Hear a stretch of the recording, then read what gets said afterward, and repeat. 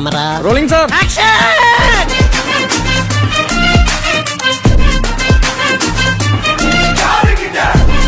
സമയം സംഘടന തുടങ്ങിയിട്ട് കുറച്ചു നേരമായി.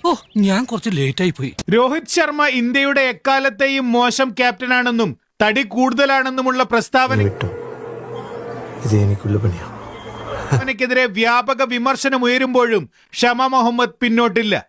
ഒരു വകതിരിവില്ലാത്ത മലയാളി. കോൺഗ്രസ് നേതൃത്വം ഇടപെട്ട് ഇന്നലെ ട്വീറ്റുകൾ ഡിലീറ്റ് ചെയ്യിപ്പിച്ചിരുന്നു. ജാഗ്രത പുലർത്താനും നിർദ്ദേശിച്ചു. ഇവൻ ഞാൻ ഉദ്ദേശിച്ചതിനെക്കാളും തറയാണല്ലേ. വിവാദം തുടരുമ്പോഴും മാപ്പ് പറയില്ലെന്നും പറഞ്ഞതിൽ ഉറച്ചു നിൽക്കുന്നുവെന്നും ക്ഷമ വ്യക്തമാക്കി. നീ നല്ല ചുട്ട മറുപടി കൊടുത്തോടാ. ഞാൻ മാപ്പൊന്നും പറയുന്നില്ല, ഒരു കാര്യത്തിൽ ഞാൻ മാപ്പ് പറയില്ല.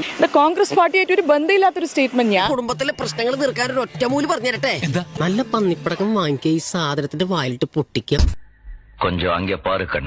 രോഹിതിന്റെ ബാറ്റിംഗ് 83 പന്തിൽ 76 റൺസ്, ഏകദേശം 92 എന്റെ ഓർക്കം പോയി.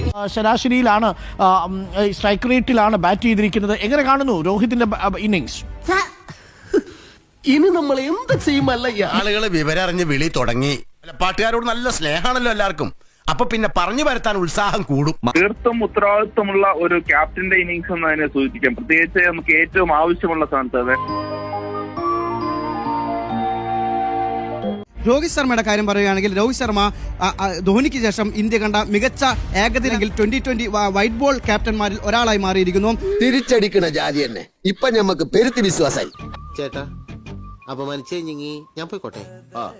അപമാനത്തിന് തന്നെ അപമാനമാണ് നീ.